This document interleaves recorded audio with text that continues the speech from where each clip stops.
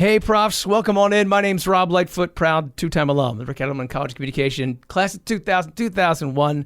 This is Beyond the Brown and Gold. I'm Jessica Kanady. I'm the co-host here, also a two-time proud Rowan alum, class of 2008 from the Rick Edelman College of Communication and Creative Arts, and 2015 from the College of Education. Thanks so much for joining us today. Rowan Radio 89.7 WGLS-FM presents Beyond the Brown and Gold, a show that highlights the lives and memories of Glassboro State and Rowan University alumni. Now, here are your hosts, Rob Lightfoot and Jessica Kanady. On today's show, Jess, we go back to 91, Glassboro State College days, and we talk to Jennifer Webb-McRae. Jennifer Webb-McRae is one cool lady. I actually had the pleasure of working with her in a previous life. She is not only a 1991 graduate from Glassboro State College, but she is also the first African-American female prosecutor of Cumberland County. Yeah, and she's doing some big work in the area she grew up in Vineland, so check this out. I think you're going to enjoy it. Welcome. Today we have our special, incredible guest, Prosecutor Jennifer Webb-McRae. Thank you so much for joining us today. We're so excited to have you. Thank you for having me. I'm excited to be here. We know each other. So Jennifer and I have a previous life pre-Rowan position. No, you don't. Yeah. So for 7 years, I worked in nonprofit and drug prevention in Cumberland County, and I had the absolute pleasure of working and meeting with Jennifer. And oddly, Jennifer, Rob kind of has a similar background too, so you can kind of share how you fit into this odd sim situation where we kind of are all related in a weird way. But kind of not. But so I previously worked at a substance prevention and treatment organization, nonprofit in New Jersey called New Jersey Prevention Network. We'll give them a little plug. And they were tied, and Southwest Council was one of the affiliate organizations that oftentimes work with New Jersey Prevention Network to do more of the grassroots local work here. So we kind of all understand each other's world a little bit. So we're super excited to have you, but I think we should kind of start from the beginning and talk about where you grew up and how you made your way to Glassboro to attend college here. Yeah, so I grew up in Vineland, which pretty much a life resident of Vineland. I spent a couple years away when I was first married in my first marriage and, away for school, but have always been a South Jersey resident otherwise. And my parents actually are Glassboro State graduates. They both went there in the late, I would say 60s. And I think my dad graduated in 68 and my mom probably 1970, both getting teaching degrees at the time. Legacy family. We got a legacy family on the line. That's exciting. Absolutely. I actually did not plan to attend Glassboro State as it was at the time. I was going to be going to Rutgers University and up in New Brunswick and didn't get housing my first semester. So I stayed home and worked and thought, okay, we're going up there in spring semester and I'll get housing then. And my dad was like, not letting me live off campus. And they were like, why don't you apply to Glassboro State? And I did, and actually lived on campus. So started in the spring semester when everybody else had started in the fall, but lived on campus and just loved it. It was like very close to home because, Vineland is about maybe 25 minutes away from Glassboro, but still had that college experience. Didn't go home very often. My dad worked in Camden at the time, so he used to always drop off my stuff to me on his way to work. And just love the experience. It's the best decision I ever made. And even with starting a semester late, I graduated on time with my class. So it all worked out for me. Oh, wow. So you must have squeezed a little bit of a coursework into the rest of your time here. Yeah, I did some summer classes and then added a couple classes to a couple semesters and got in and out on time. So I was happy about that. Did it kind of feel like all things are kind of meant to be? Like you were supposed to go to Rutgers and the housing didn't work out and then you wound up here. What were your original thoughts when you decided, okay, I'm gonna go to Glassboro? Yeah, I think that I probably thought, and it's been so long, because this is over 30 years ago. I graduated in 1991. I think I probably thought like, oh, it's too close, it's too local, it's not going away. And, that probably was my thought when I applied to Temple and Rutgers and some places that were further away. But it just turned out to be just right. And it was the right choice for me. And I'm just curious, like when students kind of find their way through their journey here, was law justice always on the page for you? Was that always sort of your drive? Yeah. So I knew from a very young age, I tell the story, like from 5 years old, I wanted to be a lawyer. And my family really put that in my head because they were, saying, oh, you argue every point, you should be a lawyer. And so even I think before I knew what a lawyer really was, they had planted that seed. So you were a really fun child to have. Yeah. That's what I hear. A very argumentative, debating child, right? But I knew I wanted to go to law school and picked law and justice for that reason, and had that singular focus in undergrad to get the grades to do what I needed to do to get to law school. And what did you find yourself involved with while you were here, while you were not doing the law and justice thing? What kinds of things kept you busy on campus?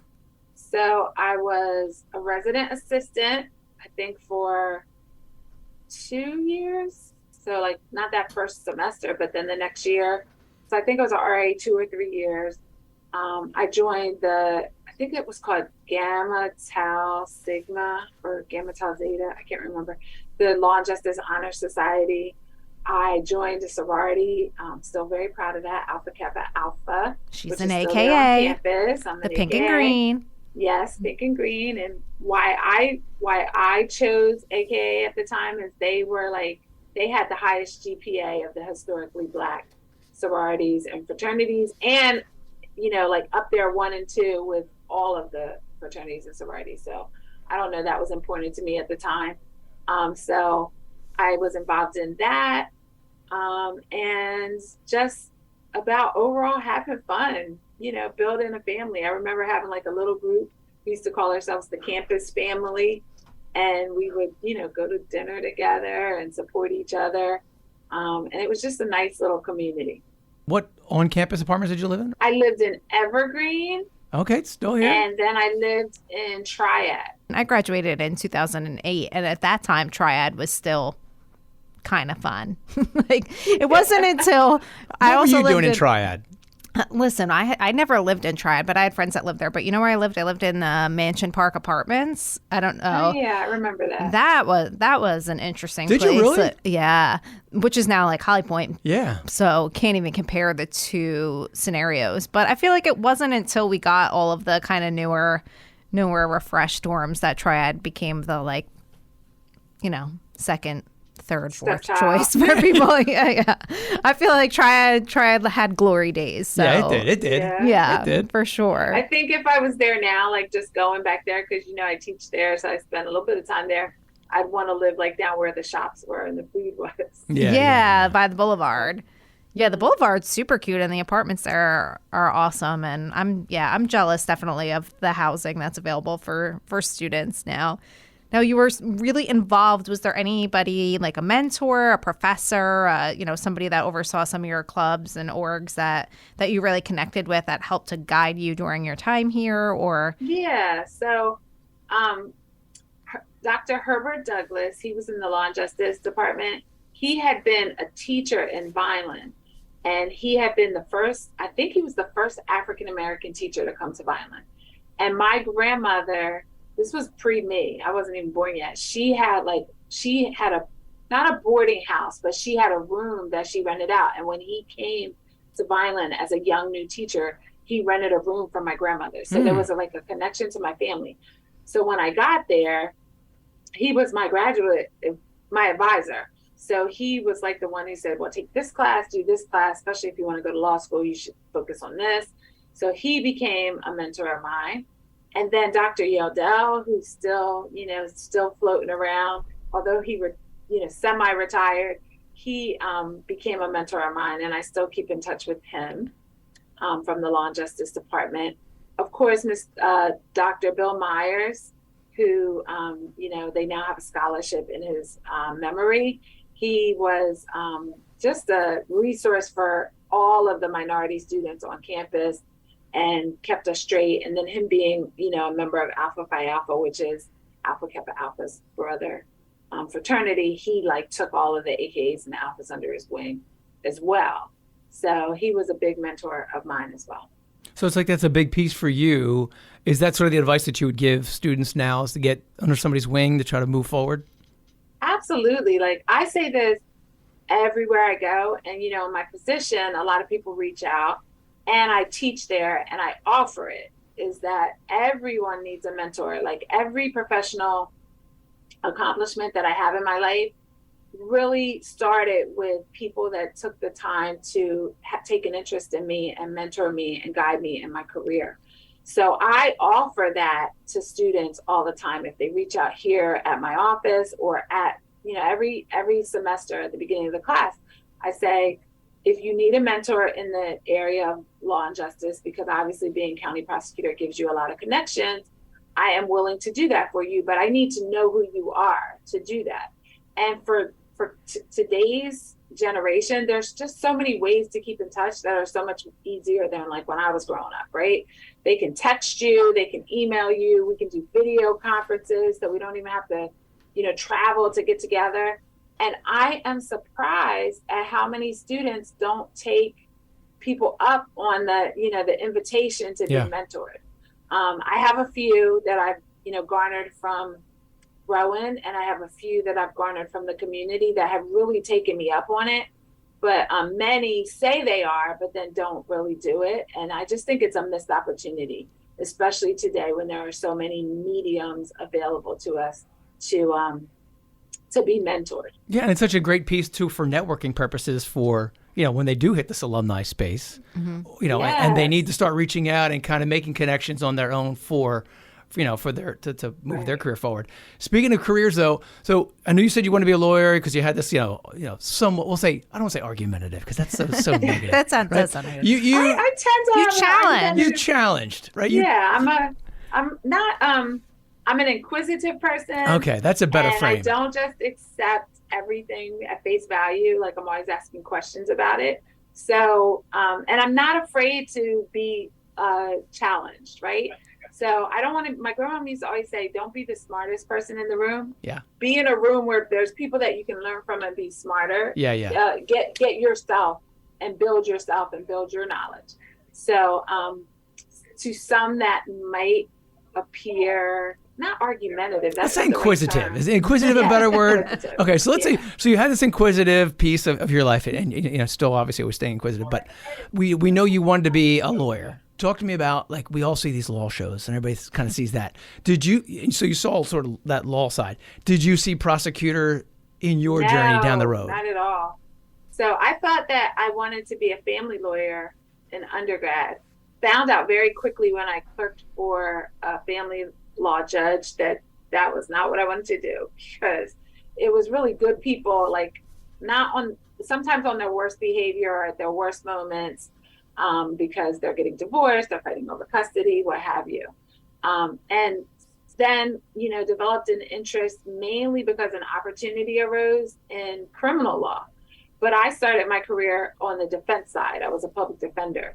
And then, spent several years working for the Office of Public Defender, then went into private practice and represented school boards and housing authorities and planning boards. But still did some criminal defense work. So my professional life's aspiration was, I thought, to become a Superior Court judge. And I had the judge that I clerked for was my mentor, and he became the assignment judge of our vicinage, which is Gloucester, Salem, and Cumberland County. And he really kind of put me in on a lot of committees and a lot of things that I had to do for free, hard work, so that I would be in the circles where that would be an opportunity for myself. And then this opportunity to become prosecutor came up. And, I hadn't thought very much about that because I had never thought of myself from the prosecutor side. I had always been on the defense side. But it's been my professional life's privilege to shape what justice looks like in my community. And if you are a firm believer in justice for everyone, and that justice is blind, and we have to work to make sure that it's never going to be a perfect reality, but that we get as close to it as possible, what I found out is that you can be on either side of the aisle and be a soldier on the battlefield for justice. So it's been my professional life's privilege to have this opportunity to be the county prosecutor in my community where I grew up. And Jennifer, not only just the county prosecutor, but the first female African-American prosecutor in Cumberland County, correct? So yes. What did that mean to you? First, which I don't give credit to myself. That's credit to my family and a lot of people that poured a lot of resources into me. But I am the first African-American, the first female, and also the first full-time prosecutor to be served more than one term. I remember you being in Cumberland County as I started in Southwest Council maybe in 2009. I mean, I feel like you're part of the fabric. I mean, not only have grown up in Vineland, but you're part of the fabric of the county at this point. Thank you. Yeah, I think you've. Appreciate that. Yeah, I mean, I can speak to my experience with you when I, joined Southwest Council. I mean, I didn't grow up in the area. I grew up in Monmouth County. A lot of people would ask me where I grew up, and when I said that, in Cumberland County, that it's very different areas of the state. People, had strong feelings about coming from an area like that to working in, an area like Cumberland County, which, of course, always is like last on all the lists and top on all the lists you don't want to be on. So it was always kind of an interesting dynamic to come from one place to another. And I have to say that you were always a really welcoming presence. And I was just a county coordinator for a nonprofit at that point. And, you were a prosecutor, and you always treated me as an equal, and really you were, in the weeds of the meetings, and you were present. And I want to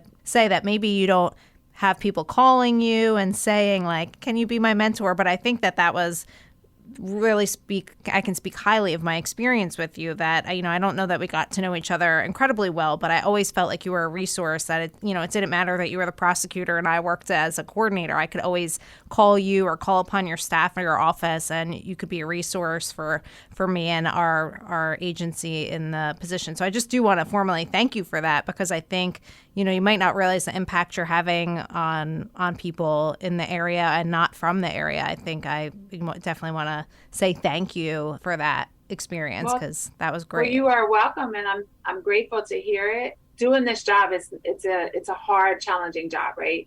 Because my most important role is to fight crime and to hold those who commit crime in the county responsible.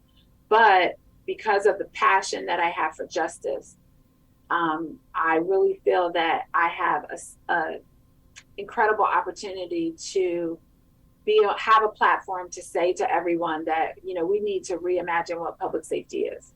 And if we don't stop doing things the way we have been doing them, which is kind of, focusing on spending a lot of money in the law enforcement space, but not paying attention to the intervention and prevention space, that we're going to be in the same spot 30 years from now, which is a lot of social ills get kicked down the can to the criminal justice system because we don't ignore them or we don't value them by placing resources to really address them effectively upstream. So that will be resources in the mental health space, resources in the addiction space, resources to wrap services around kids who are experiencing trauma in school, so that the village can really, go step into action so that they can grow up and be their best healthy selves. The way I keep myself sane, the way I keep myself mission driven is to be able to spend time to work on my passion, which is working with the front end systems. Do you think that being, I talked a little bit about how I kind of came from a different place and then kind of landed in Cumberland County for my first professional experience. But do you think that growing up in Vineland and now working in Cumberland County, does that impact, do you think, the way that you do things or the way you kind of maybe internalize some of the things that are part of your job, the fact that you're a lifelong resident of the area you serve? Well, I certainly have a passion for my community, and I say this a lot. We have a lot of challenges in Cumberland County, being always 20 or 21 of the poorest counties in the state. There's a lack of, some resources down here that, like you said, make us sometimes be at the top of the wrong list, like the list that address childhood well-being metrics, things like that. But there are a lot of assets to living someplace like Cumberland County. I always say that you can be a big fish in a small pond in Cumberland County, because you really don't have to get too many people on one accord to do amazing things. And we've demonstrated that we can do that. And, you know, I could have chosen to live anywhere. One thing about being a lawyer is you can work in a lot of different mediums and with a lot of different types of laws, and can go anywhere in the country as long as you can pass the bar, right? But I chose to come back here because there's benefits to living someplace like Cumberland County. I love that I can get in my car and be at work in 17 minutes. And if I'm complaining about traffic, it's because I got behind a school bus, or because literally this morning, a rooster crossed the street and caused the school bus to stop abruptly. The kids probably loved that. Yeah. So we don't experience the traffic that, I experience when I go up to North Jersey. We have beautiful, wide open spaces that you can enjoy. So there are benefits to living in a community like Cumberland County as well. That doesn't turn my eye away from the challenges that we face, and we don't sugarcoat them, but we're tackling them together, working with, our county superintendents, working with Inspira Health. I can talk to you about some of the amazing programs we're doing with them. And it makes it exciting to come to work every day, because I feel like the work that I'm doing is meaningful and impactful. Let's talk about a few of those programs that you have coming up that are exciting, kind of impact the local community that, that, like you mentioned, we also need. Yeah, so we do a back to school initiative every year, and we missed 2 years because of COVID, because the schools weren't really doing them, but we're back at it. And this year we're going to over 40 schools. And one of the programs that we are talking about is a collaboration we did with Inspira Health, where after the Fairfield Township party that ended up with 11 people being shot, I think, and 2 dead, we realized that we need to garner and catch our young people and dispel this myth that there are not positive things for young people to do in Cumberland County. There are actually a lot of positive things for young people to do, but sometimes parents and families don't know how to access them. So we worked with Inspira Health, thanks to Amy Mansu, who is the CEO of Inspira, to create an information campaign, which they paid for, and they designed with an advertising agency called Future Remix. So kids know that they can remix their life, no matter what path they're on. They can, if they decide to make healthy, positive decisions, they can get on a good path. So there's a website called futureremix.org. And if you go to that website, it lists probably about 20 child or youth serving organizations in the community that we have worked with over the years, and we actually know meet kids' needs, and we know we'll call back and we'll get kids engaged. In your opinion, do you think one of the biggest criminal issues that you're witnessing, the biggest problems in the criminal justice system that we're seeing, is police are, responding to things that they're not necessarily trained for? From chairing the AG's committee to address emotionally disturbed persons and use of force, one of the most dangerous times, and about at least 25%, but we think it's more anecdotally, of the cause to respond to mental health, of the events that lead to officer-involved shootings, are actually cause for mental health crisis. When even, we call it lawful but awful, even when we find that it's appropriate that an officer use deadly force, that doesn't necessarily mean that there couldn't have been other interventions. And, it's just terrible when a family loses someone, because we see that the people that are, that the police are encountering have been in the mental health system numerous times and not had their needs met in a way that allowed them to just live a healthy life, right?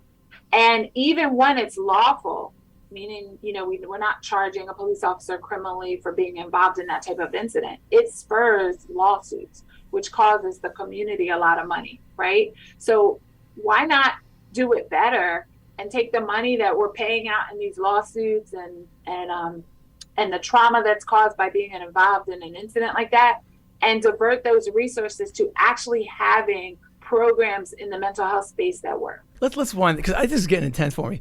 But like a bad day for me is that my printer runs out of ink, right? You're dealing with so many more dynamic things here. How are we winding down? Like, are we going home watching some trash TV on the couch? Like, what is Jennifer doing to stay fed, but also kind of just like relax? Because this is intense that you're doing every day. My guilty pleasure is The Real Housewives. That's okay. Look, it's okay. I have no judgment. There's a couple thousand people listening to this. There's no judgment. We're just reporting. And I'm also watching The Real Housewives. Do you have a favorite area of Housewives? I like New Jersey just because I think... I like Beverly Hills. Okay. And I really like The Real Housewives of Dubai. I started watching that one. I haven't seen that one yet. The reason that I like The Real Housewives is because you can just... You don't have, if you miss an episode, you can veg, yeah, where you left off, right? Yep. So I really like that. And my husband and I have been watching the new Game of Thrones. So I really like that as well. I've heard about that. And I've heard you don't have to have watched Game of Thrones to watch this new series, right? Yes. I was a Game of Thrones, I'm passionate about it. I really like it. So I've watched all the previous episodes. I don't have a lot of time to read. So like when I do read, I tend to read like news articles rather than books, but I'd like to get back to that.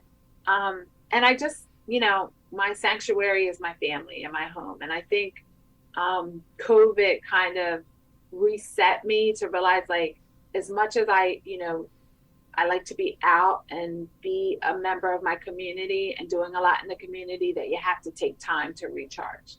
I do that by spending time with my husband and I have a son who's 25 and I have stepchildren. So I have grandchildren. So I have a 6-year-old and an 8-year-old boy and girl grandbaby. So I do a lot with them. I'm sure that keeps you busy, and I'm sure you're a great role model for them in your role and just in your daily life.